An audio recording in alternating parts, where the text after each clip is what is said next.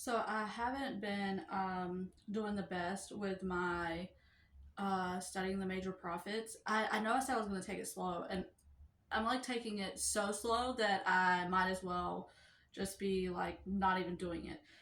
But I think that I've made it so big in my head. Like, okay, kind of what I'm meaning is when I'm taking like bite-sized chunks of each chapter, because these are like there's so much here that you can unpack. And I think that that's what the problem is like it's overwhelming me almost, because even though I'm taking like bite-sized chunks, it's like there's so much. And there's like you can, like the other day I was looking at, okay, so I'm in Isaiah 8, and Isaiah 8, verse 6 talks about gently flowing waters of Shiloah. Well, I looked that up, and the gently flowing waters are like, it's a metaphor basically of like, what, like basically, because it's talking about Damascus and Samaria fall, okay?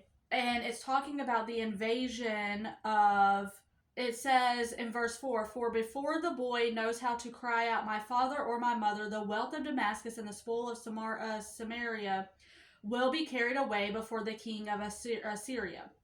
So it's talking of like like the metaphor for the gently flowing waters, because it says, inasmuch as these people have rejected the gently flowing waters of Shiloah, which is basically like you rejected God or whatever. They rejected God.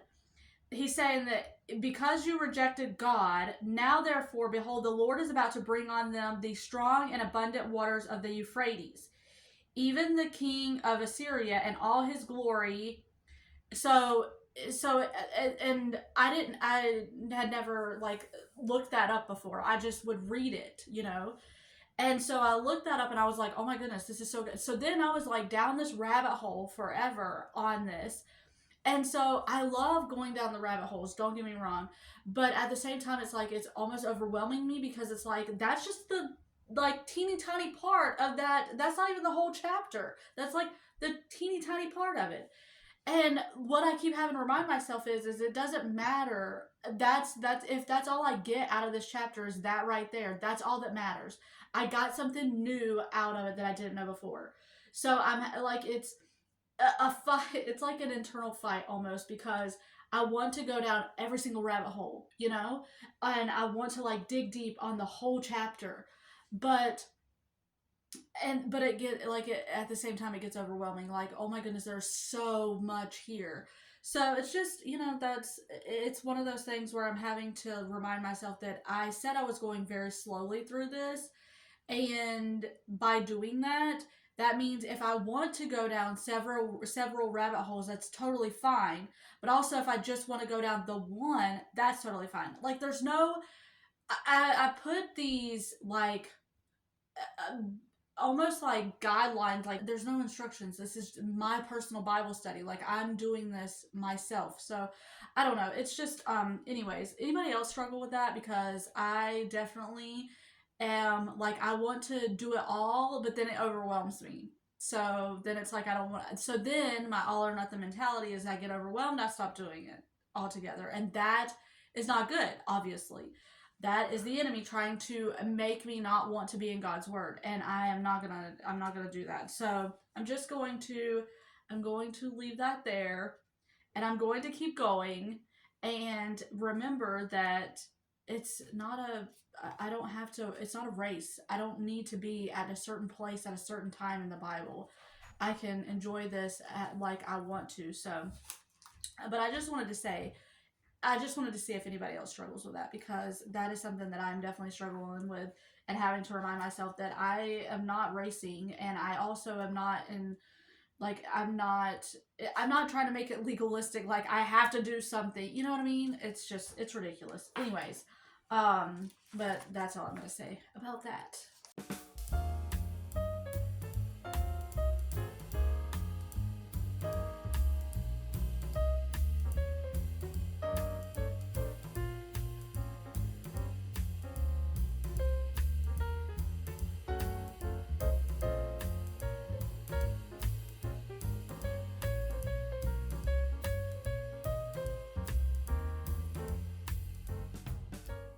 So I want to read yesterday's devotional because I didn't read it yesterday, so I was reading it today.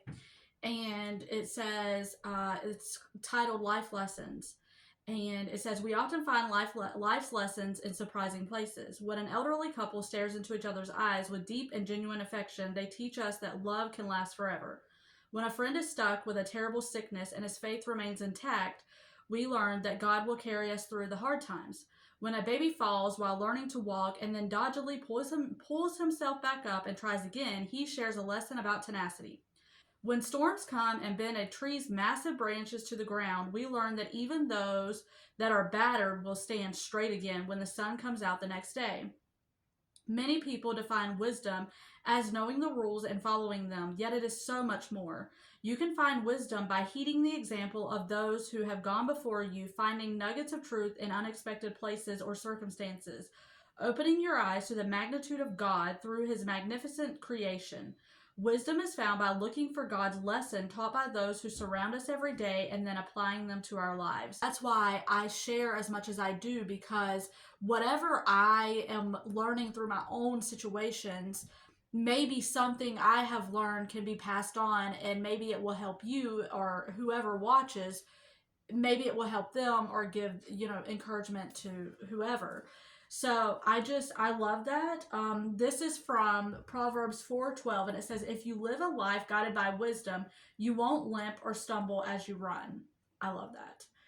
There's always a quote down, I think I said that the last time, I can't remember, but sometimes things make it into the videos and sometimes they don't. So I don't remember what I cut out of videos to say. I think I said this last time. Anyways, there's a quote down at the bottom of these, and yesterday's quote was, wisdom is oftentimes nearer when we stoop than when we soar. William Wordsworth, 1770 to 1850. I love that she includes quotes down at the bottom, but I just thought that was really good, and so I wanted to share that because I know that that's how we become wise, by learning from the things that we go through ourselves, and then from learning from what others are going through as well and what they share. So I just thought that was really good, and I wanted to share it.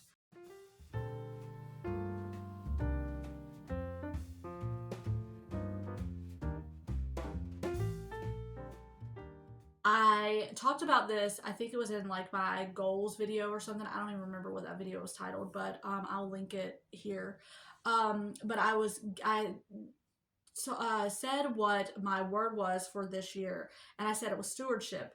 Well, the funny thing is after I said that, the word that kept coming up even more in my head everywhere I was like looking was consistency. And I think I'm going to change my word for the year to consistency, because there's more areas of my life that I need to be consistent than there is of like stewardship, which there's nothing like I can try both, or I can do both. I just like, the main purpose of me having a word for the year is to keep that in mind of what I am trying to accomplish. So I'll just give a few examples. Okay, I want to be consistent in reading my Bible and growing closer to God. I want to be consistent in like working out and eating better in my health. I want to do that consistently. I want to post consistently on my YouTube channel. I'm trying to think. I had a whole ton, but now they're all like leaving me. But that's the three main ones that I can think of. Anyways, all that to say that I'm trying to be consistent in all areas of my life. So I'm switching my word for the year from stewardship to consistency. I feel like that fits better. And so, yeah. I hope you enjoyed the video. Thank you so much for being here and for watching. If you haven't already, I would love for you to give it a thumbs up. That really helps out my channel. And Lord willing, I will see you on the next one.